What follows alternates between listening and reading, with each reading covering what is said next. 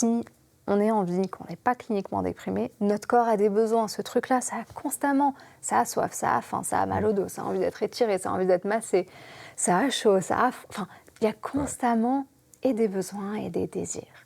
Et donc, plutôt que de se dire, est-ce que j'ai du désir? Ah non, j'ai pas de désir. Moi, j'aime bien poser la question parfois, qu'est-ce qui fait du bien à mon corps?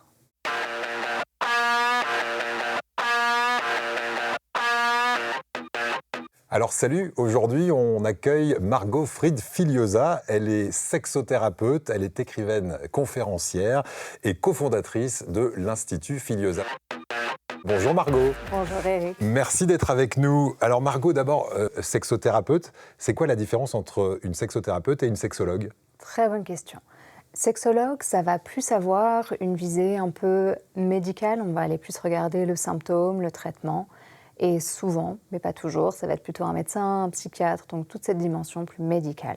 Là où le sexothérapeute, on va regarder l'émotion, le corps, le couple, la dynamique relationnelle, donc beaucoup plus une approche empathique, émotionnelle, thérapeutique que purement physique. Voilà, et on est beaucoup dans la psychologie aussi. Pourquoi avoir choisi ce métier?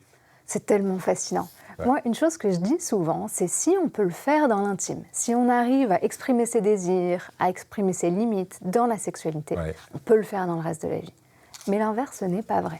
J'ai plein d'exécutifs, PDG, tout ça, qui savent dire, mais à l'intérieur, dans leur chambre, en fait, d'un coup, tout se fige. Et du coup, pour moi, je trouve que la sexualité, c'est l'endroit le plus intime, le plus vulnérable. Et donc, moi, j'aime aller au cœur des choses. Voilà. Et donc, tu essayes de nous rendre un peu moins vulnérables. C'est ça ton métier? Non, j'essaye de nous rendre plus en lien avec cette vulnérabilité. Et pas qu'on essaye de s'en cacher, qu'on s'en coupe, mais qu'au contraire, on s'y sente à l'aise de s'ouvrir à l'autre, plus dans de l'ouverture qu'un endroit où on est inconfortable. Alors justement, le regard que portent les gens sur ta profession, parce qu'en France notamment, quand on parle sexe, généralement c'est en se tapant sur les cuisses, c'est un peu de la gaudriole, souvent tu vois des sourires, un peu gênés, ou est-ce que les gens, tu trouves, aujourd'hui en 2025, en parlent de façon beaucoup plus libre et simple? Ça commence à en parler de manière plus libre et simple. Je pense que les réseaux sociaux aident beaucoup à ça, à libérer la parole, le discours, mais c'est vrai qu'on a encore ces deux extrêmes de ok, on peut faire des blagues de cul, mais si on parle vraiment intime, c'est beaucoup, beaucoup plus difficile, c'est sûr. Est-ce que tout le monde peut regarder cette émission? Absolument. Je pense qu'aujourd'hui, on va parler de choses intimes, de choses importantes, et de toute manière, en France, la moyenne d'âge de la première exposition au porno, c'est 9 ans. Donc, si on a été exposé à des images violentes, autant commencer tôt à contrebalancer avec des choses un peu plus justes. Alors, 9 ans. C'est pas forcément... On va pas dire cette émission est pour les enfants, parce que non, on va parler de sexualité, mais je pense qu'à partir du moment où on se pose des questions, c'est accessible. Mais 9 ans, c'est incroyable. C'est une moyenne. C'est-à-dire qu'il y a des enfants qui sont exposés encore plus jeunes que ça. Comment on les protège, ces gamins? La première étape, c'est le contrôle parental sur les écrans. Même sur les écrans des parents, parce qu'aujourd'hui, les premiers pas des enfants, c'est sur l'iPad de papa. Et en fait, si l'iPad de papa, il n'a pas un contrôle parental, en 2-3 clics, même sans chercher. Et c'est ça qu'on voit, que les jeunes n'ont même pas besoin d'aller chercher ces images pour qu'elles leur apparaissent. Pourquoi c'est grave d'être exposé si jeune? Parce que ça vient complètement formater nos cerveaux, nos attentes, ce qu'on se dit sur ce qu'est la sexualité. Le porno, c'est pas de la sexualité, tout comme quand Superman vole, en fait, on peut pas faire ça dans la vraie vie, c'est la même chose. Tu fais partie, je le disais tout à l'heure en introduction, de l'Institut Filiosa que tu as fondé avec ta maman, Isabelle Filiosa, qui est une spécialiste de l'éducation positive. Qu'est-ce que c'est l'Institut Filiosa et qu'est-ce que tu y fais à l'intérieur? Donc, l'Institut Filiosa, c'est un centre de formation sur l'intelligence émotionnelle et relationnelle. Et donc, on forme des personnes à devenir... En fait, on a allié nos spécialités avec ma mère, entre l'accompagnement parental, la sexualité et puis le coaching de vie. Et donc, à l'Institut Filiosa, on peut approfondir ses compétences ou se reconvertir pour devenir accompagnant dans une de ces 3 dimensions. On parle de compétences émotionnelles. C'est quoi exactement ? Compétence émotionnelle, c'est savoir ce qui se passe à l'intérieur de moi. Est-ce que là, c'est une vraie émotion, c'est un sentiment parasite? Est-ce que ça parle de mon passé, de mon présent? Qu'est-ce qui se passe? Comprendre tout ce fouillis parfois à l'intérieur, savoir répondre à soi-même déjà, et puis être en lien avec l'autre, pouvoir dire ce qu'on ressent, nos besoins, nos désirs, nos limites, et écouter celles de l'autre. Ça peut nous aider dans nos rapports intimes, j'imagine C'est pas ça peut nous aider, c'est sans ça, on est dans la galère, Eric. Alors, comment est-ce que tu aides tes patients avec l'intelligence émotionnelle? D'abord, qui vient te voir? Quel type de patient tu as, toi? Alors moi, j'ai une assez grande variété. Je dirais que ma cliente la plus jeune actuellement a 19 ans et récemment, j'ai accompagné une dame de 74 ans. Okay. Et donc, on a un petit peu de tout. En fait, c'est des adultes, parce que moi je suis sexothérapeute, qui ont envie que ça aille mieux dans l'intimité, qui ont besoin de prendre soin de parties blessées en eux. C'est assez vaste. Quel type de problème ils ont à régler, tes patients? J'imagine qu'il y a énormément de problématiques. Je dirais que ce que je vois le plus, c'est j'ai plus de désir, ou je me sens bloquée dans la sexualité, j'ai la sensation d'être anormale, que quelque chose ne va pas. Ou alors, très clairement, j'ai vécu de la violence, aujourd'hui ça me tétanise, je me sens plus en sécurité, je me sens bloquée. Comment faire pour avoir accès à ce qui semble simple et épanouissant pour tout le monde et qui pour moi est compliqué? Ouais, alors on va essayer de le voir justement dans cette vidéo, mais juste avant, j'ai un chiffre, 10% de la population française adulte consulte un sexologue ou un sexothérapeute. Qu'est-ce que tu penses de ce chiffre? Est-ce qu'il est trop faible? Moi, j'ai un autre chiffre pour toi qui est 70% des Français se disent insatisfaits de leur vie sexuelle. 70%. 70% selon un sondage de l'IFOP. Et donc, entre seulement 70% qui sont insatisfaits de leur vie sexuelle et 10% qui consultent, ça fait quand même 60% qui ne sont pas très heureux dans leur vie intime et qui restent sans solution. Alors justement, s'ils ne viennent pas, c'est parce que c'est peut-être compliqué de passer le pas pour la première fois, d'aller consulter. Qu'est-ce que tu peux nous dire de cette première consultation et comment rassurer ceux qui nous regardent et qui n'osent pas faire le pas? C'est sûr. La première consultation, elle est vraiment là pour vous mettre à l'aise. Et dans une première consultation, c'est autant pour soi oser dire les choses que rencontrer le thérapeute. C'est-à-dire, moi j'aime bien dire, faites 3 rendez-vous avec 3 thérapeutes différents et voyez là où ça match. Parce que ce qui est important dans une première consultation, c'est de ressortir de là en se sentant plus léger. Et certainement pas jugé, stressé, oh là là, c'était difficile. Quand ça se passe bien, c'est doux. Alors, tu as un exemple, on va partir sur des cas précis de patients qui n'osaient pas pousser la porte et que tu as rassuré et avec qui ça s'est bien passé. Comment il était ou elle était la première fois qu'elle est venue chez toi? Mais bien sûr, je pense à une cliente, là, par exemple, qui était en couple depuis 15 ans. Les 2 premières années de la sexualité se sont très bien passées. Après l'arrivée d'un enfant, comme très souvent, ça s'est plus bien passé. Et elle a attendu 13 ans avant d'aller consulter. Avec cette peur, en se disant « Ah là là, mais comment ça… » Enfin, et donc le moment où elle a franchi le pas de mon cabinet pour la première fois… C'était mûrement réfléchi déjà. C'était plus… J'ai mis de côté, jusqu'au moment où ça n'allait tellement plus. Appel au secours. Appel au secours. Et du coup, arriver avec en même temps un peu ce désespoir et en même temps cette grande appréhension.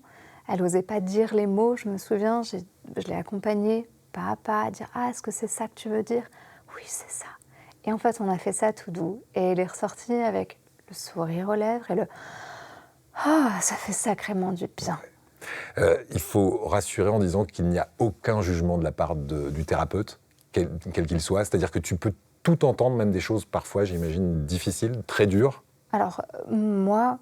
Oui, j'entends beaucoup de choses et ma posture, c'est d'être dans l'accueil.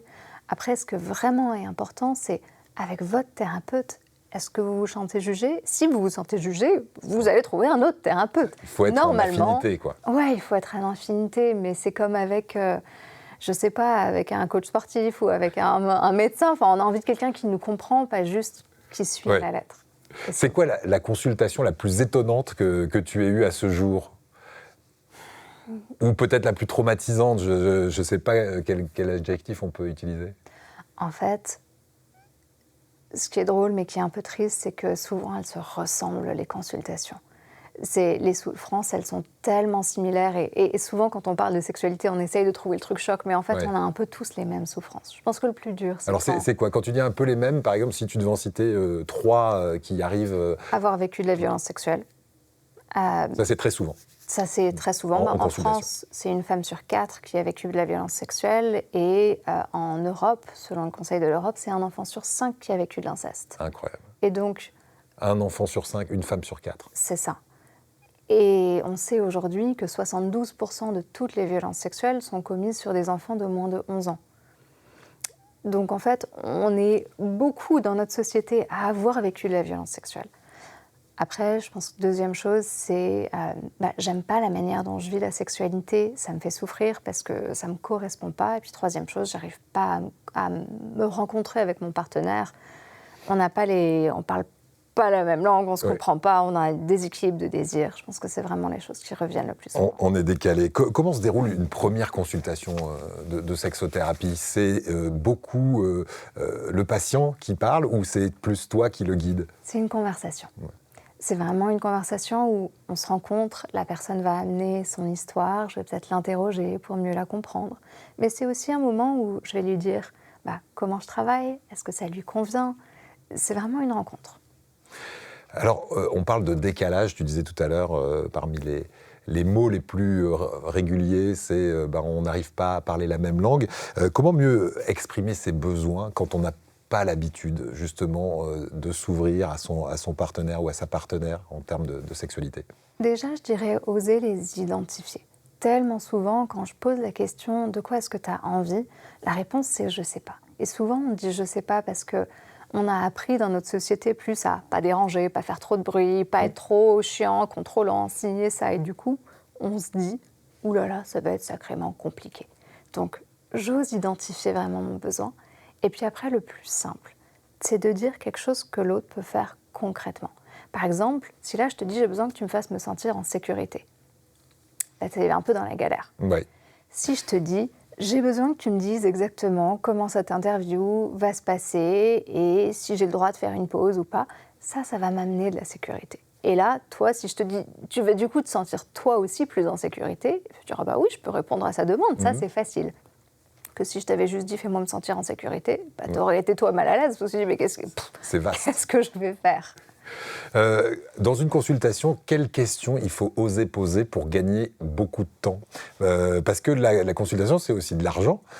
C'est pas forcément remboursé par la sécurité sociale, on est d'accord? Ça coûte combien une consultation? Ça va dépendre des praticiens, je dirais entre 60 et 90 €, comme une session de thérapie en fait. Donc c'est un investissement. C'est un investissement. Pour gagner du temps, qu'est-ce que tu conseilles à ceux qui viennent te voir? La vraie question qu'on se pose, pas la poser sur le moment où on est sur le pas de la porte pour repartir. « Ah, au fait, j'avais besoin de vous dire que... » Non, en fait, c'est oser dire... Le cœur du problème. Le cœur du problème. Il vaut mieux consulter seul ou en couple? Parce que tu fais aussi de la thérapie de couple. Tout à fait. C'est quoi la différence? On vient seul ou en couple? C'est très, très différent, une séance? C'est très différent. On vient seul pour prendre soin de soi. On vient en couple pour prendre soin de la sexualité à deux. Et très souvent, on a l'impression que c'est nous le problème. Ouais. Mais moi, ce que j'aime dire, c'est que la sexualité, on la co-crée. Ça n'existe pas un couple dans lequel tout est la faute de l'un dans la sexualité. C'est toi qui as un problème, c'est toi, tu dois résoudre seul ton problème. Non, on arrive chacun avec nos histoires, nos bagages. On va en parler tout à l'heure, mais dans notre société, on a une manière qui est un peu surreprésentée d'approcher la sexualité. Du coup, on a l'impression que ça nous va, mais non, en fait, on crée ensemble la dynamique. Donc moi, j'aime bien dire quand ça ne va pas dans le couple, on vient ensemble. Ouais. Quand ça ne va pas, c'est généralement qu'on se dit, il y a une bonne base, on s'aime, mais peut-être que sexuellement, ça manque. Alors, un sondage de 2024 de l'IFOP dit que 71% des Français considèrent que c'est le ciment du couple, l'amour, la sexualité.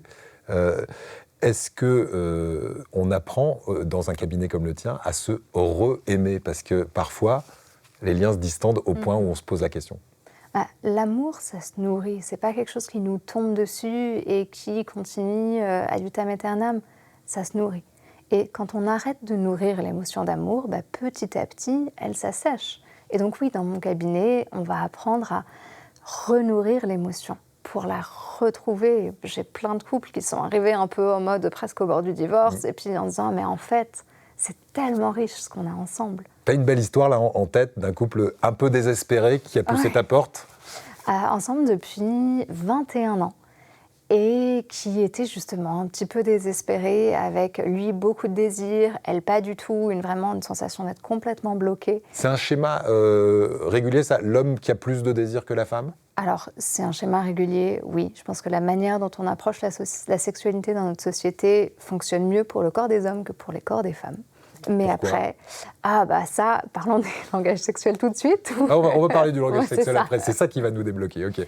Ça va en faire partie en tout cas, mais je pense que c'est aussi nos conditionnements sociaux. On apprend aux hommes à être forts et globalement, le seul moment où il a le droit d'être vulnérable, d'être aimé, d'être enlacé, c'est pendant qu'il pénètre sa partenaire.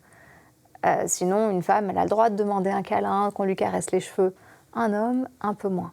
Il y a ce truc où toi, t'es fort, tu veux du sexe, toi, t'es émotionnel et tu veux de l'amour.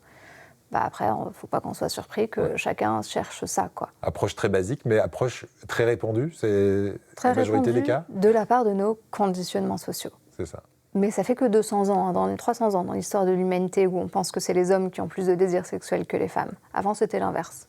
On revient à ton couple, là, qui vivait ensemble depuis 21 ans, c'est ça? Alors, comment ils arrivent et comment tu vas les modifier, j'allais dire, pour qu'ils se sentent comme au premier jour? Ils arrivent dans une situation de haut conflit. Lui, un peu désespéré, en mode « en fait, je ne peux pas continuer à vivre ma vie comme ça, j'ai l'impression de passer à côté de ma vie, en fait, si je ne peux pas vivre cette sexualité qui m'épanouit. » Et elle, avec cette sensation de pression omniprésente, constante, un peu comme l'épée de Damoclès au-dessus de la tête tout le temps, et avec beaucoup d'anticipation négative de la sexualité. Et en fait, ce qu'on a identifié avec eux, c'est que la manière dont se vivait la sexualité, pour elle, ça ne lui convenait pas tout à fait. Et le problème n'était pas qu'elle n'avait pas de désir.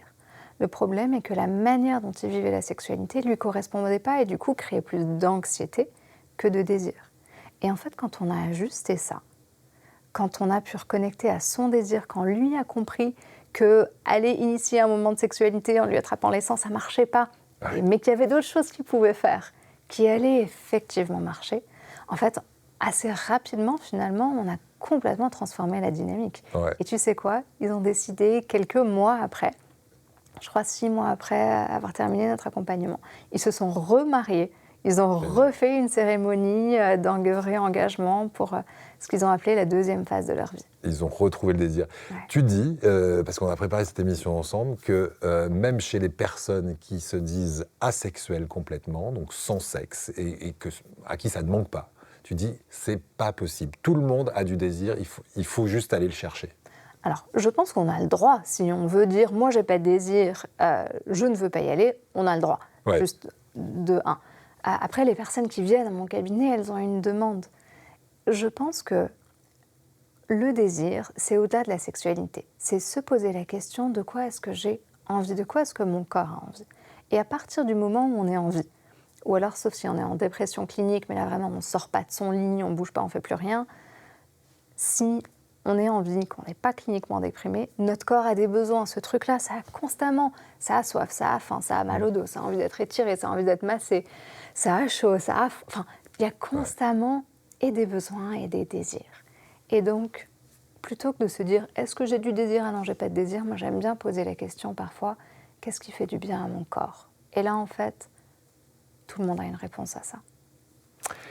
On va revenir tout à l'heure sur ces 5 langages, sur les besoins de notre corps, sur ce qui est bon pour la santé aussi dans la sexualité. Mais juste avant, on va revenir sur ces personnes traumatisées que tu reçois. Tu as écrit un livre qui s'appelle Sexpérience, que j'ai ici sur le plateau. Ça, c'est pour expliquer la première fois, notamment aux ados, aux plus jeunes. Qu'est-ce que tu as voulu écrire dans ce livre que tu as remarqué en thérapie? Alors, dans Sexpérience, c'est vraiment tous les outils pour comprendre son corps, comprendre la relation, comprendre comment se protéger, comprendre comment ça peut bien se passer. Parce que je vois vraiment souvent, c'est tellement de personnes qui m'ont dit « mais si j'avais su tout ça dès le début, si j'avais su ça il y a 20 ans, mais ma vie aurait été radicalement différente. » Qu'est-ce qu'il faut savoir alors ?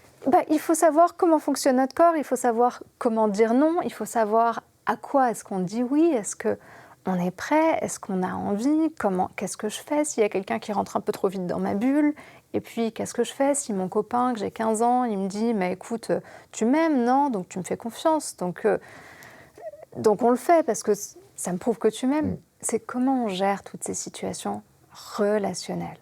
Et comment comprendre son corps et ses réactions qui, parfois, en plus avec la puberté, les hormones, nous déboussolent un petit peu. C'est du vécu, Margot.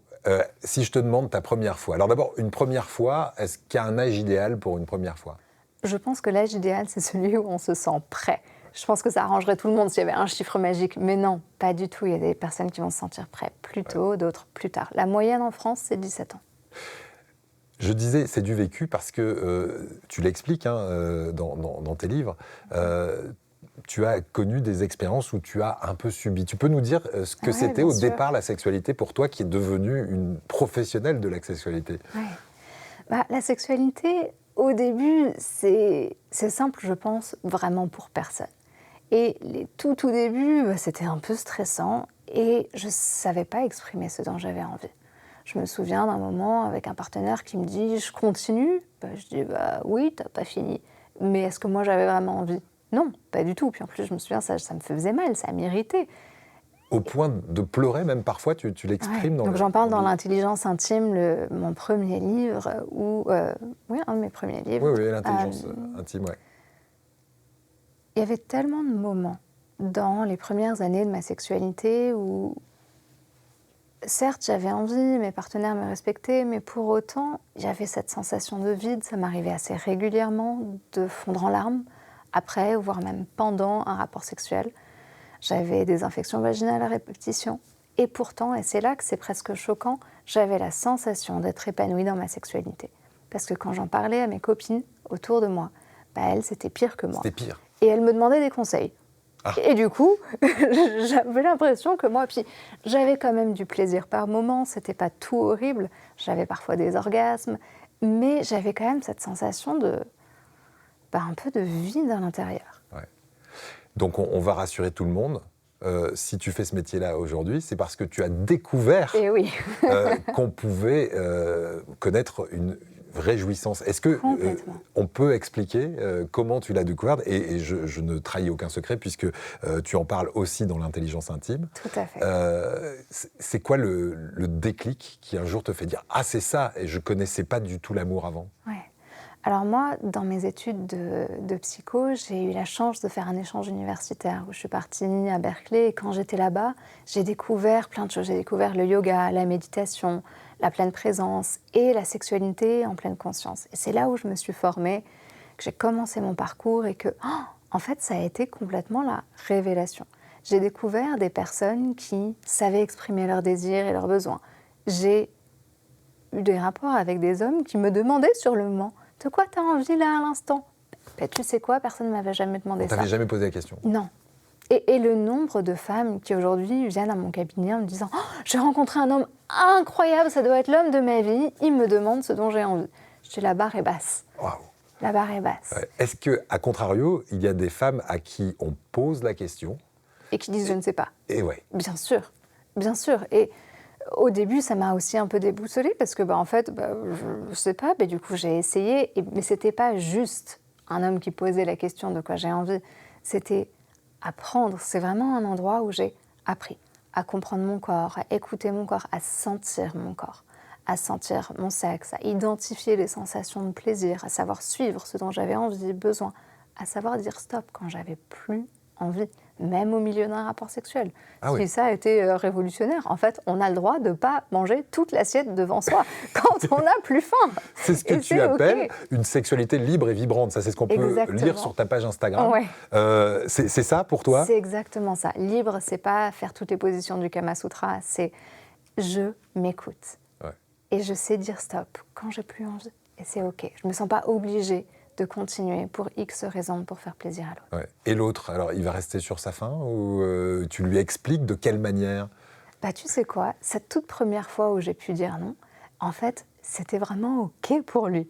C'est-à-dire qu'il s'avère, et ça c'est vraiment quelque chose que j'ai découvert aussi, dans toutes ces années en tant que sexothérapeute, nos partenaires n'ont pas envie qu'on se force. Ouais. Vraiment, c'est le plus souvent. J'ai en face des partenaires qui disent « mais je veux surtout pas qu'il ou elle se force ». Mais surtout, mais dis-le moi, je préfère accepter un peu de frustration. C'est vrai que c'est pas forcément confortable sur le moment, mais... Et après, il y a peut-être une différence entre un coup d'un soir et une relation. Où il y a de l'affection, de l'attachement. En fait, on construit quelque chose à deux. Et c'est encore une chose différente que ça soit non tout le temps, ou que ça s'arrête tout le temps à chaque fois. Et que je pense que la frustration dans le couple, elle est saine et elle est nécessaire. S'il n'y a pas des moments où on se frustre un peu, où on se dit stop, ça veut dire pour moi qu'il y a une des deux personnes qui s'est soumise à l'autre. Ouais. Et ça crée un cercle vicieux dans lequel on a de moins en moins envie et on s'éloigne de plus en plus.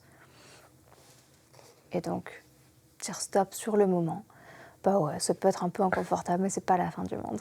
Et c'est là qu'on va parler. Alors c'est marrant parce que chaque livre, j'ai l'impression que c'est aussi une évolution de ta part par ton expérience, puisque le dernier en date s'appelle « Les 5 langages sexuels ». Et je pense que là, ça a tout son sens. Dans ce qu'on vient de dire à l'instant, c'est exprimer avec son langage sexuel. Alors d'abord, est-ce que c'est toi qui as mis au point ce concept des 5 langages sexuels ou ça existait déjà ? Alors, j'ai été inspirée évidemment par Gary Chapman qui a écrit Les 5 langages de l'amour et il parle de la manière dont les couples peuvent mieux se comprendre et je trouve son travail intéressant mais ça ne s'applique pas à la sexualité. Et du coup, je me suis dit, mais en fait, on a besoin de, dans la sexualité, réaliser qu'on n'est pas tous les mêmes, qu'il n'y a pas qu'un parfum. C'est comme chez un marchand de glace, il n'y a pas qu'un parfum de glace. Il y en a plein. Parce que et il y a des glaciers, il y en a énormément, énormément. Oui. L'idée, c'est toute notre société célèbre la diversité, mais pas dans la sexualité. Dans la sexualité, il y aurait l'idée qu'il y a un peu un moule, une manière de faire, préliminaire, pénétration, orgasme, du pénis dans le vagin et fin. Et en fait, c'est tout. C'est plat. C'est un peu plat. Et puis ça nous donne l'idée que la sexualité commence au moment des préliminaires, qu'il n'y a rien avant, qu'on n'a pas besoin de connecter. Enfin, ça isole et ça appauvrit la sexualité. Et alors, donc, on va s'enrichir avec ces langages, on va essayer de parler. Alors, si on n'a pas le même langage, j'imagine qu'on peut communiquer. D'abord, quels sont les 5 langages sexuels ? Donc, les 5 langages, c'est mental. Mental, c'est tout ce qui se passe dans notre tête. Et il est toujours là, le mental. C'est notre petite voix qui est là. Ah, ça va pas, qu'est-ce qui se passe ? Est-ce que j'ai éteint le four ? Qu'est-ce qui se passe avec les enfants ? Enfin bref. Soit il nous aide en identifiant nos désirs, nos besoins, nous permettant de communiquer, en créant du cadre et de la sécurité. Soit il nous bloque en tournant dans 10 000 sens. Ça, c'est le mental. Ensuite, on a l'émotionnel. L'émotionnel, c'est le langage du lien. C'est celui qui nous permet de nous sentir connectés, aimés, reliés l'un à l'autre et à l'écoute de nos besoins émotionnels. Et pareil, soit on a les compétences et on sait l'utiliser et du coup ça nous permet une expérience riche, soit ça fait peur, ça terrifie, on met à distance, on n'arrive pas à se sentir connecté. Le 3e langage, c'est sensuel. Sensuel, c'est le langage de l'éveil des sens. C'est le langage du plaisir. Et on n'a pas que 5 sens, on a aussi tous nos sens interoceptifs pour ressentir à l'intérieur de notre corps. Ok. Et donc, c'est la capacité à ressentir du plaisir. Ensuite, on a physique. C'est le langage de l'excitation, l'action, la liberté du corps. C'est celui qui est le plus représenté dans notre société. Homme comme femme, parce que quand tu décris celui-là, je ne sais pas pourquoi, moi je vois tout de suite le petit rond avec le bouclier. En fait, il est mal représenté, ce langage. Mon problème, c'est qu'il a été pornifié. C'est celui qui est mal représenté dans le porno. Et du coup, il y a un truc où c'est très, très direct. Mais en fait, le physique, pour moi, c'est le langage de la puissance sexuelle. D'être incarné dans son corps, d'oser s'exprimer. Et donc, ça devrait être accessible à tous. Mais c'est vrai que souvent, les hommes sont un peu plus dans le physique et les femmes un peu plus dans les autres. Mais ce n'est pas forcément une généralité. On a un petit peu de tout. Mais à nouveau, c'est nos conditionnements sociaux et pas les hommes sont et les femmes sont. Ouais, alors on va essayer de se déconditionner, mais il y a encore un langage. Le dernier, c'est l'énergétique. Celui dont on parle le moins et que personne ne comprend. Et très souvent, quand j'ai quelqu'un qui me dit « moi, je pourrais passer le reste de ma vie sans sexualité, ça n'a pas trop de sens pour moi, je ne vois pas l'intérêt », je me dis « peut-être ». que leur langage porte entrée, c'est énergétique. Énergétique, c'est le langage de la pleine présence. C'est celui qui nous permet d'entrer dans cet état méditatif, transcendantal de la sexualité, qui fait que c'est une expérience plus grande que juste sexe contre sexe, plaisir. Ça nous amène à de la joie, en fait. La joie intérieure. Mais alors, comment ça fonctionne? Parce que, alors ça, il y a très peu de gens qui peuvent l'atteindre, parce que j'ai l'impression que c'est plus compliqué que les 4 autres. En fait, c'est pas plus compliqué, c'est juste qu'on ne nous apprend pas à le remarquer. Et l'énergétique, c'est juste être pleinement présent. Et on a tous des moments dans notre vie où on est pleinement présent. On fait du vélo et on sent la vitesse et on sent l'air sur notre corps et on est là avec ce moment. Ah, je vis le truc. Exactement. Ouais. Et donc, c'est pas compliqué, c'est juste que c'est pas là où on a appris à mettre notre attention. On a appris, notamment dans la sexualité, à se concentrer sur les techniques, comment on fait, les positions. Et du coup, ça nous éloigne de ce moment de pleine présence. Et du coup, ça perd son sens. J'ai par exemple une cliente récemment qui m'a dit j'ai l'impression qu'il m'embrasse comme un robot. En fait, si on utilise une technique, si on n'est pas pleinement dans le moment présent, connecté, l'énergétique, c'est aussi le langage de l'intuition, de se synchroniser avec l'autre. Au-delà de l'émotionnel, mais vraiment, c'est presque nos ondes cérébrales, nos ondes cérébrales se synchronisent. On est connecté. Comment est-ce qu'on peut savoir si on parle le langage physique, le langage sensuel ou le langage énergétique? Alors déjà, peut-être là, dans cette petite description, il y en a qui se sont dit « Ah, ça, moi !» Après, sinon, j'ai créé un petit quiz qui aide à identifier. Alors, je l'ai fait, moi. Sophie, qui est aussi en régie, qui est coordinatrice de cette émission, l'a fait. Alors, moi, j'étais persuadé être insensuel, mais à 200%, et je me suis retrouvé physique. Et moi, j'aurais vu Sophie très physique, et elle est sensuelle. On ne se voit pas comme on est, en fait. Alors, et pour moi, il y a une différence entre notre langage sexuel préféré et notre langage sexuel porte-entrée. Le quiz parle de quel est notre langage porte-entrée. Porte d'entrée, c'est de quoi? Qu'est-ce qui m'aide à m'ouvrir à la sexualité? En fait, c'est vraiment plus le moment de la prise d'initiation. Et donc, et c'est vrai que parfois, on n'a pas tout à fait les bons repères, où on se dit, tiens, moi, c'est plutôt ça, et puis on découvre qu'il y a autre chose. Le plus souvent, on se trompe sur quel est le langage de notre partenaire. Ça, quasiment, la seule manière de savoir, c'est faites faire le test à votre partenaire. Vous allez juste vous raconter des histoires sur quel est son langage. Voilà, alors je reviens juste parce que le sondage ou le questionnaire dont tu parles, il est complètement gratuit sur ton site internet. D'ailleurs, après avoir regardé cette vidéo, vous pouvez peut-être aller le faire en couple, ça peut être très très bien. Il y a des questions, forcément, on va connaître son langage. Une fois qu'on connaît son langage, à chacun, si on a le même, c'est génial ou peu importe? Peu importe. La bonne nouvelle de toute manière, c'est qu'on a besoin des 5 langages sexuels pour s'épanouir pleinement dans la sexualité. Donc il faut être polyglotte en gros? On a besoin d'être polyglotte, tout à fait. Comprendre son langage porte d'entrée, ça nous aide vraiment sur le moment d'approcher la sexualité. Qu'est-ce qui fait que ça va me donner envie de dire oui, plutôt que faire « Oh, ça je sais pas, là c'est un peu pas le moment ». En fait, parfois, c'est pas le moment, c'est juste que c'est physique, alors que nous, on est énergétique, et que si plutôt que venir en nous directement nous touchant, si la personne s'était assise à côté de nous, poser une question, se connecter, parfois, ça demande pas grand-chose pour donner envie à notre partenaire, faire une belle proposition, plutôt que juste de but en blanc. Et puis surtout, quand on a envie, on a tendance à aborder notre partenaire dans notre langage. Imagine si moi, mon langage, c'est physique, que je suis super excitée, que je saute sur mon partenaire et que lui, son langage, c'est sensuel, il va me dire « Wow, calme-toi !» Alors que si j'arrive avec douceur, que j'éveille son corps, dans son corps, ça va créer de l'espace. Et plutôt que de faire ça, ça va faire « Tiens !» Ce qui ne veut pas dire qu'il a forcément envie à chaque fois, mais que ça crée de l'espace d'ouverture et du coup de rencontre. Ouais. Alors, pour ceux qui sont curieux de faire le test, margotfriedfiliosa.com, c'est juste le nom de notre invité, .com, et vous allez pouvoir tester. Alors, on parle de site internet, ça tombe bien.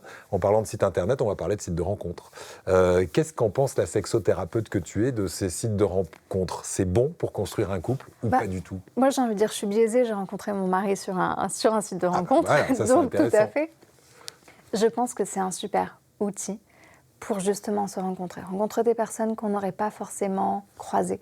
Ça ouvre le champ des possibles. Après, c'est sûr que ça a l'inconvénient d'être un peu la zone de consommation. On passe, ça réduit nos critères. Il y a aussi ce côté-là. Pour moi, c'est un outil. La question, c'est pas est-ce que c'est bon ou c'est mal, c'est comment est-ce qu'on utilise l'outil. Comment tu l'as utilisé, toi ? En écrivant dans mon profil vraiment qui j'étais, ce que je cherchais, pas juste j'aime les voyages et les animaux. Ok. Et puis en rencontrant. Ouais. Donc là aussi dans ta communication, tu as été vraiment limpide sur ce que tu pouvais rechercher chez l'autre et ce que tu étais fondamentalement. Ouais, et je pense que oser dès le début rentrer dans l'intimité. Là, en ce moment, par exemple, j'accompagne une femme qui cherche l'amour et qui vient de rencontrer quelqu'un de nouveau. Par un site de rencontre ? Ouais. Et après plein de rendez-vous qui ne sont pas très bien passés. Et en fait, la grande différence, c'est que dans ce rendez-vous-là, elle est arrivée avec un petit jeu de cartes à se poser des questions intimes.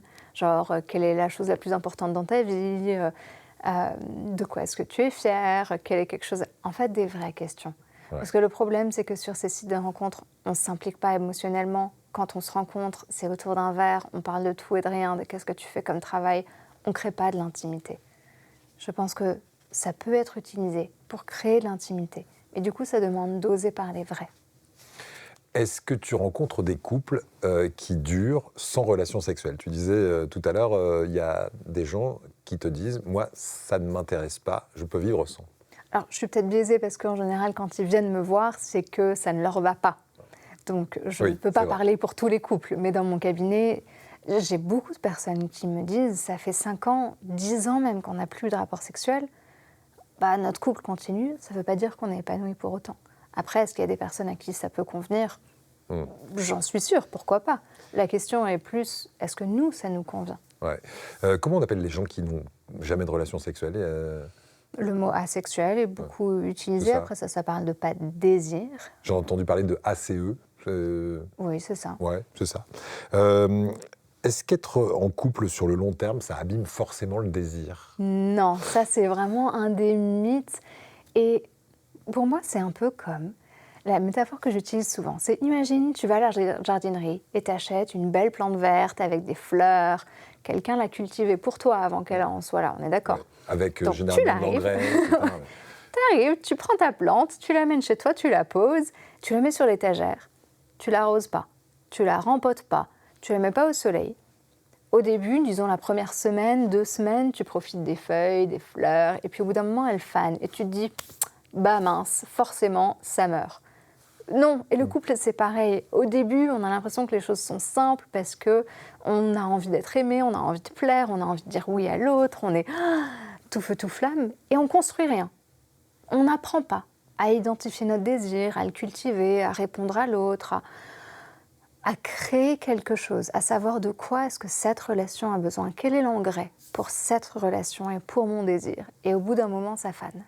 Ouais. Et la bonne nouvelle, c'est que comme un pot de basilic qu'on a mis de côté pendant longtemps, qui a l'air tout fané, on lui remet un peu d'eau et puis, rapidement, il peut se réveiller. Il relève la tête. Ouais. Donc, la phrase de Beck Bédé, l'amour dure 3 ans, tu en penses quoi ? C'est faux, parce qu'avec un petit peu d'engrais et de rempotage, on s'en sort pendant des années et des années ? J'ai presque envie de dire, moi, l'amour commence après 3 ans. Parce qu'au début, on est dans l'excitation. L'amour. Qu'est-ce qui se passe dans la tête au tout début d'une relation amoureuse ? Tellement de choses. De l'ocytocine, de la sérotonine, de la dopamine, surtout beaucoup. Ces neurotransmetteurs qui nous donnent envie de plus, d'aller chercher. Et donc, au début de la relation, on est dans l'excitation. L'euphorie. L'euphorie. Et je ne sais même pas si on peut parler d'amour au début de relation, parce que pour aimer quelqu'un, on a besoin de connaître quelqu'un. Parce qu'au début, on trouve tout génial. Même les défauts de l'autre, on trouve que c'est bien. Non, c'est vrai. C'est aimer quelqu'un, c'est l'aimer dans ses défauts aussi, c'est le rencontrer, c'est l'accepter. Moi, j'ai presque envie de dire, l'amour commence après 3 ans. Après 3 ans, très bien. Et comment on le cultive alors pour que ce désir soit toujours là? C'est quoi qui pêche le plus souvent? Pourquoi de temps en temps ça se détend comme ça? Et pourquoi de temps en temps on se sépare aussi? Parce qu'on se sépare énormément en France. Parce qu'on arrête de le cultiver. On a beaucoup l'idée dans notre société que ça doit nous tomber dessus, que si c'est la bonne personne, tout doit être facile, qu'il n'y a pas d'effort à faire et que ça doit être spontané. Et moi, souvent, j'ai tendance à dire aux couples qui viennent me voir en disant « on a perdu la flamme », que en fait, le début du couple, c'est la phase la moins spontanée. Eh bien oui, au début... Bon oui, écoute, parce que tout le monde fait attention à ce qu'il fait, à ce qu'il est. Exactement, au début du couple, tu prends des rendez-vous. On est d'accord. C'est ça. Tu es obligé de caler une soirée dans ton calendrier. Un peu comme des amants, en fait. Ouais. On peut dire ça aussi, mais dans le début du couple, il n'y a rien de spontané. Tu sais une semaine à l'avance où, quand, peut-être pendant combien de temps, ce que tu vas porter, ce que vous allez manger. Enfin, il y a tellement de... Et puis, tout est prévu. On fait trop attention, presque. Et on anticipe positivement. Je ne sais pas si c'est trop attention, mais c'est chouette. Mais après, on emménage ensemble et on a l'impression d'avoir l'autre sous la main un peu tout le temps. Et du coup, on ne prévoit plus, on ne fait plus d'efforts, on a l'impression que c'est acquis. Et du coup, on arrête de déployer notre attention, on arrête de regarder l'autre avec admiration, on arrête de cultiver ça, on arrête de se prendre des moments. J'ai des couples qui me disent, on parle de la logistique, des enfants, mais jamais de nous. On n'a jamais de temps pour nous. Ouais. C'est normal que l'amour s'épuise quand on se croise sans se rencontrer. Donc, même une fois qu'on a une cellule familiale, qui a du quotidien, de la gestion, il faut se trouver ces petits moments, il faut se les imposer. Alors, ça paraît contre-intuitif, mais par exemple, faire l'amour, il faut presque le mettre dans le calendrier, si je comprends ce que tu me dis. Une nuance à apporter. Moi, j'aime l'idée de se prévoir des moments intimes. C'est pas la même chose que faire l'amour. C'est pas, vendredi 18h, bim bam boum, on y va, qu'on ait envie ou pas. Ça, certainement pas. C'est pas très romantique. On fait pas du tout ça. Et puis ça nous amène au sentiment d'obligation. Pour la personne qui a moins envie, ça va être mal vécu. Non, pas du tout. On est dans le devoir conjugal. Là, on est dans le devoir conjugal. Ça, niet. Par contre, se réserver des temps pour se parler, se réserver des temps de sensualité, pour être corps à corps, pour se toucher, se caresser, sans essayer d'aller plus loin. Souvent, une des erreurs les plus communes que je vois dans les couples, c'est se dire, il faut qu'on se réserve une soirée. Il faut qu'on se réserve, on va faire un week-end en amoureux. Mais c'est pas bien ça, le week-end en amoureux ? C'est fantastique quand ça va déjà bien. Mais si on essaye de faire un week-end en amoureux pour raviver notre couple, notamment pour la personne qui a moins de désir, peut-être, ça va être vécu comme le sentiment d'obligation, la pression.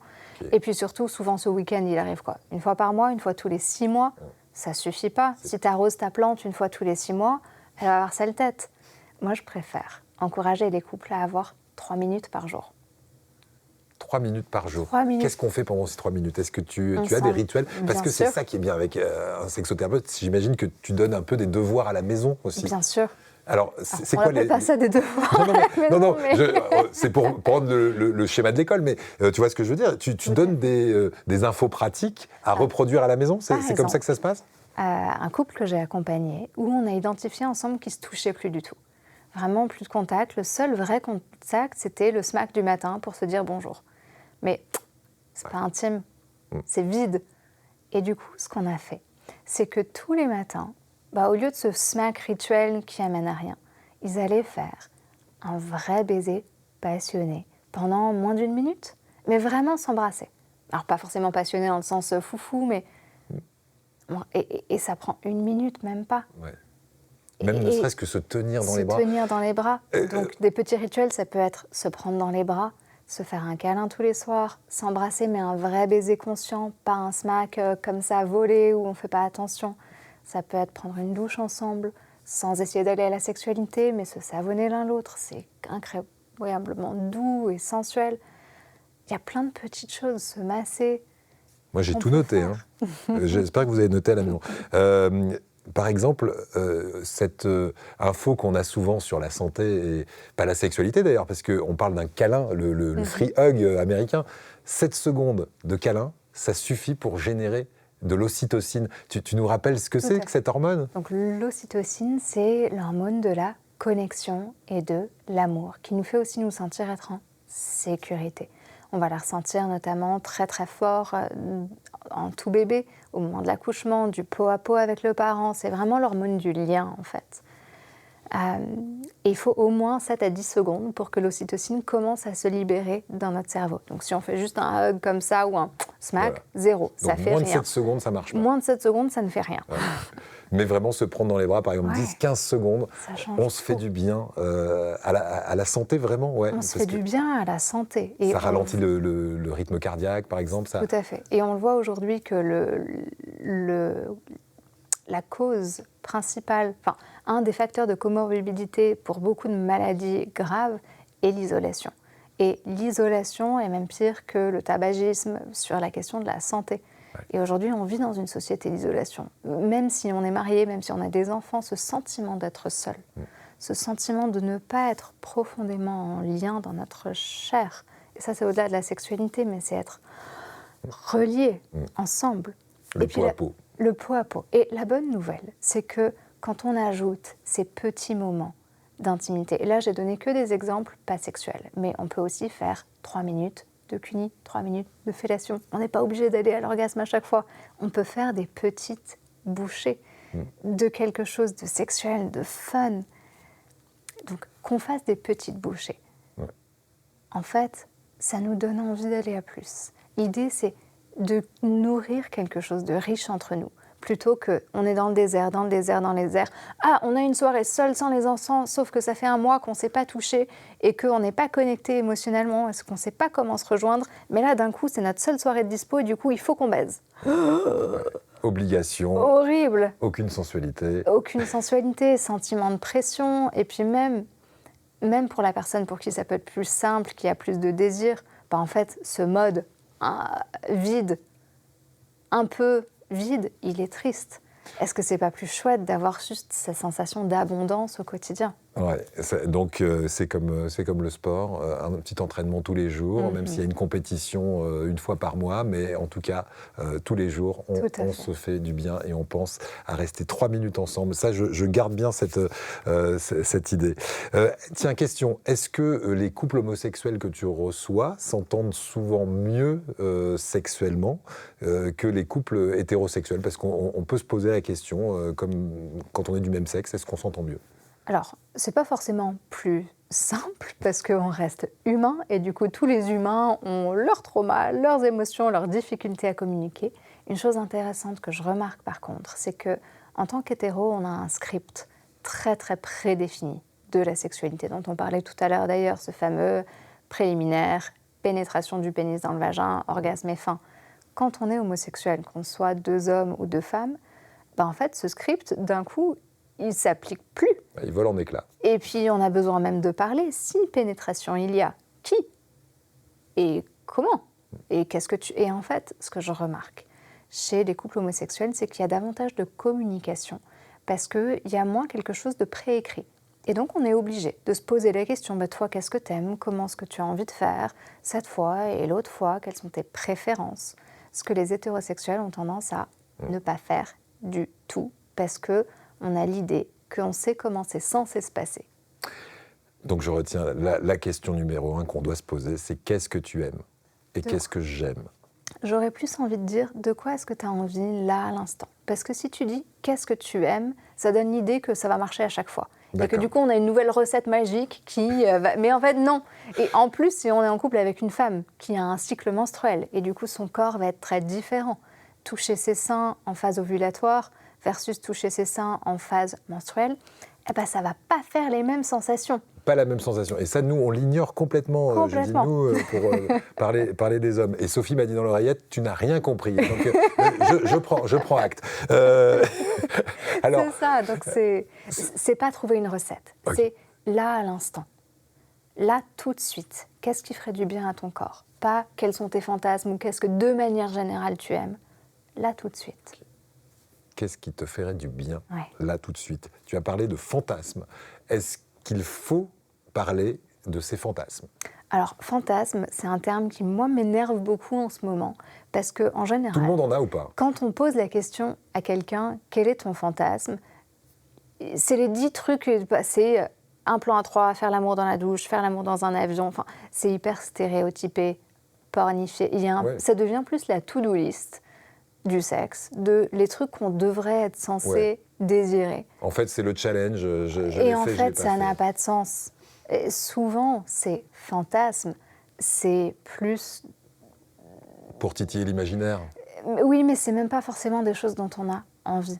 Et donc, moi, je fais une différence entre les fantasmes, qui sont un peu ces trucs stéréotypés, et fantasmer, qui est l'acte de laisser son cerveau rêver. Tu vois, c'est pas du tout la même chose de se dire « Oh, ça serait bien de faire l'amour dans un avion » que là, à l'instant, je pense à mon mari et je me dis « Ah, s'il m'embrassait dans le cou comme ça » et puis je me déroule le scénario dans ma tête et là, je cultive mon imaginaire érotique et ça, c'est délicieux. Donc, s'autoriser à fantasmer, à créer de l'anticipation positive, c'est magnifique. Est-ce que tu as vu ce buzz sur Internet, ça tourne depuis des mois, qui parle de la règle des 3 A et des 5 R. On parle aussi de la règle des 3 C. C, c'est corps, cœur, cerveau. Il paraît que si on rencontre quelqu'un et qu'on n'a pas les 3 pour lui, ça ne va pas. Et puis la règle des 5 R, alors ça, la personne dit sur les réseaux, c'est rassurer, respecter, faire rire, faire rêver et faire rayonner son partenaire. Et la personne dit de façon assez péremptoire, si on n'a pas un de ces éléments, eh ben, on n'est pas avec la bonne personne. Qu'est-ce que tu en penses de ça? Je pense que le couple, ça se cultive. Et que attendre d'être avec la bonne personne, c'est complètement illusoire. C'est-à-dire que se rassurer, la question c'est comment on fait? Qu'est-ce qui rassure l'autre? S'admirer. À quel endroit spécifiquement je peux apprendre à admirer cette personne dans sa force? Et je pense que c'est un choix. Ouais. Donc c'est pas « Ah, est-ce qu'on coche les cases ou pas? Sinon, next !» C'est plus cette personne que je choisis, comment j'apprends à l'admirer dans ses forces qui sont peut-être différentes des miennes et de là où j'ai l'habitude de remarquer. Comment est-ce que je choisis de cultiver à ces différents endroits? C'est-à-dire que ça se cultive. C'est-à-dire on peut admirer quelqu'un tout au long de sa vie pour des choses différentes de la première fois où on l'a rencontré. C'est ce que tu dis? Complètement. Et puis, je pense qu'on choisit notre regard aussi. Souvent, un exemple très personnel. Parfois, mon mari, il a du mal à partir d'un endroit parce qu'il prend soin de tout le monde. Oui. Il veut absolument dire au revoir à tout le monde. C'est très important pour lui de prendre soin de... Parfois, ça m'énerve.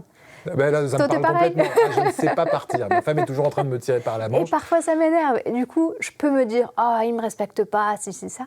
Ou je peux me dire « Mais en fait, moi, j'ai choisi d'épouser un homme qui est dans le lien. J'ai choisi d'épouser un homme pour qui les autres sont importants, qui respecte les autres, qui va faire le pas de plus pour s'assurer que chacun se sent respecté. Et en fait, dans ce moment où je peux soit choisir de m'énerver, soit choisir de l'admirer. C'est un choix. Wow. Eh ben, ça, c'est à noter, effectivement, parce qu'on peut positiver quelque chose qui, à la base, pourrait effectivement être agaçant. Est-ce que, tiens, avant qu'on se quitte, tu as encore quelques astuces pour entretenir ce désir? Parce que c'est vraiment ça, hein, ton cœur de métier, tu m'as dit. Moi, ma mission, c'est de trouver ce désir et de l'activer. Comment on peut l'activer? Tu as Alors, s'il y avait des recettes, ce serait simple, mais est-ce qu'il y en a? J'irais se poser la question, qu'est-ce qui me fait du bien tous les jours? C'est une question qu'on ne se pose pas assez souvent. Souvent, on attend qu'il y ait un moment où on se dit, là, c'est le bon moment pour de la sexualité, pour se la poser. Mais c'est vraiment une relation à construire avec son corps. Je dirais, identifiez votre langage sexuel porte d'entrée. Vraiment comprendre, parce que si on comprend que notre langage sexuel porte d'entrée, c'est mental, par exemple, qu'on a besoin de cadre, de sécurité, de communication, on se sent être tout de suite beaucoup plus normal et ça relégitimise notre chemin du désir. Et je vous dirais, développez vos compétences dans ce langage-là. Parce que très souvent, en fait, notre langage porte d'entrée, c'est aussi là où on est parfois le moins à l'aise. Et du coup, en fait, on a vraiment grand besoin de quelque chose, mais on ne sait pas tout à fait comment faire pour l'obtenir. Et du coup, on se sent bloqué. Si vous nous regardez là et vous vous dites « Ah là là, moi, j'ai pas de désir » ou « Je me sens complètement bloquée », j'ai envie de vous dire, il y a des chemins. Et ça commence par identifier ce qui vous fait du bien. Ce qui n'est pas la même chose que ce que vous pensez que vous devez désirer ou ce que votre partenaire aimerait que vous désiriez. Donc, le partenaire qui aimerait que je désire, c'est un peu le sens obligatoire de la sexualité. C'est ça. On est d'accord. Et en fait, c'est le truc 100% contre-productif. Ah oui, une chose aussi, pour retrouver son désir, on arrête de se forcer. Parce que le moment où on se force, où on se dit « Ah, c'est pas grave, je vais le faire pour faire plaisir à l'autre, pour pas qu'il ou elle soit frustré, je veux pas le décevoir, ça me coûte pas grand-chose », en fait, si. Ça nous coûte à chaque fois. On a l'impression que ça nous rapproche parce que ça nous évite un moment de friction. Mais en fait, ça nous éloigne systématiquement. Un effet d'empilement. Un effet d'empilement et chaque moment où on a un rapport sexuel, même un contact sexuel qui part pas de notre désir, on ne peut pas y prendre pleinement plaisir. On a de moins en moins envie de répéter l'expérience. Et puis on ne peut pas ne pas en vouloir même un peu à notre partenaire qu'il ou elle accepte qu'on se force et qu'on fasse quelque chose qui nous en... Et du coup, ce cycle vicieux où du coup on a accepté quelque chose dont on n'avait pas vraiment envie, auquel on n'a pas vraiment pris plaisir. Et peut-être qu'on se sent soulagé sur le moment.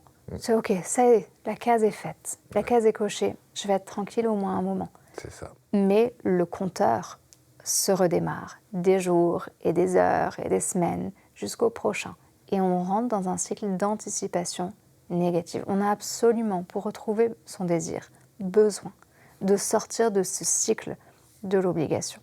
Comment on sort de ce cycle de l'obligation quand en face, il y a systématiquement « je suis fatigué, j'ai beaucoup de choses en tête, le travail m'obsède au point que je n'ai pas une seconde pour penser à moi ». Comment on fait pour dire à la personne « allez, reviens à toi, revenons à nous ». Souvent, j'entends des partenaires qui sont frustrés, du coup, qui vont vous dire « mais moi, j'en ai besoin, c'est ça qui est normal », et du coup, qui vont entrer dans une forme de culpabilisation. Ou de dire, essayer de secouer l'autre. Là, on est à l'endroit du nous. On est à l'endroit de peut-être la thérapie de couple, mais surtout de dire, mais comment on peut faire pour se retrouver tous les deux ? C'est pas juste moi et mes désirs. Là, je vois bien que c'est difficile pour toi en ce moment. Comment on peut créer quelque chose qui soit juste pour toi aussi à l'instant ? On est vraiment à l'espace du nous et de ce qu'on va co-créer. Et c'est là où les 5 langages nous sont utile aussi. Tout à l'heure, tu me posais la question, est-ce que c'est mieux si on a le même langage ou des langages différents ? En fait, les 5 langages, ils nous permettent de nous adapter aussi au changement. Ouais. C'est-à-dire que très souvent, on trouve un truc qui fonctionne et on le répète. Mais sauf que le jour où on est fatigué, le jour où on est débordé, le jour où notre corps a changé parce qu'on a une maladie, ou le jour où on a une grossesse, où il y a un bébé qui arrive, et que en fait, ce qui fonctionnait avant, ou même la semaine d'avant, ne fonctionne pas, et que du coup, c'est plus facile de juste dire « Ah, je suis trop épuisée ouais. ». Parce qu'en fait, on ne sait pas comment dire « J'aurais envie de ça à la place ». Les 5 langages sexuels nous permettent de nous adapter au changement. Et du coup, en tant que partenaire, si on est celui ou celle qui a un peu plus de désir sur le moment, plutôt que de dire « Viens, on fait ça, moi j'ai besoin de ça », on peut interroger notre partenaire. « Ah là, en ce moment, est-ce que tu aurais plutôt besoin d'un peu de sensualité, sans pression, d'aller à de la pénétration » Oui, ça peut être des massages, ça peut être... Ça peut être des massages, ça peut être nul l'un contre l'autre, ça peut être de la sexualité non pénétrative. Enfin, il y a plein de choses qu'on peut faire, en fait. C'est donner des options. Mais des options avec l'idée, qu'est-ce qui, toi, te ferait du bien ? Et comment est-ce qu'ensemble, on peut créer une dynamique qui nous épanouit tous les deux. On va parler des jeunes parents maintenant, parce que souvent sexualité et parentalité, ça fait pas toujours très bon ménage. Tu reçois des jeunes parents, j'imagine. Quels sont les problèmes les plus récurrents qui se présentent, et puis comment tu les règles, ces problèmes ? C'est vraiment cette question du grand changement. En fait, presque on se reconnaît plus. Le corps de la femme a complètement changé. Ses hormones sont différentes. Son corps est différent. Ce qui marchait avant ne marche peut-être plus. Donc on a un corps différent avec des désirs et besoins peut-être différents. On a un grand manque de sommeil. On a des repères qui sont bouleversés. On a une autre petite vie ou qu'est-ce qu'on en fait pendant que... Et donc, c'est plein de questions qui vont nous amener à avoir besoin, moi je dirais, d'utiliser le langage mental, par exemple, pour gérer mieux ensemble l'organisation, pour pouvoir interroger, là, à l'instant, de quoi est-ce qu'on a envie.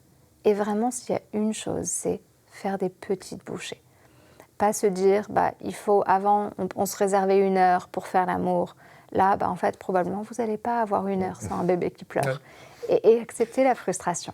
Un peu comme ce qu'on disait tout à l'heure, plein de petites bouchées de quelque chose de réellement nourrissant qui nous fait du bien à tous les deux. Plutôt que d'essayer de se réserver un moment long où potentiellement on va être déçu parce qu'il y a bébé qui pleure ou parce qu'on est interrompu ou parce que simplement on est juste trop épuisé. En fait, petite bouchée. Petite bouchée. Alors, j'allais te demander s'il y a des rituels ou des pratiques qui sont bonnes pour la santé du couple. Les petites bouchées en font partie. Il y aurait d'autres pratiques ou rituels ? L'appréciation. C'est quoi l'appréciation ? On se sent tellement sous-apprécié. J'ai tellement de couples qui viennent me voir où, dans le couple, chacun a l'impression de faire tous les efforts.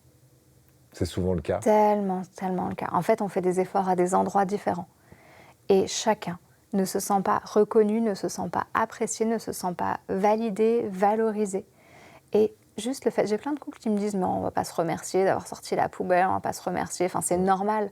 En fait, oui et en même temps non, parce que c'est important de se sentir être vu dans les choses qu'on fait.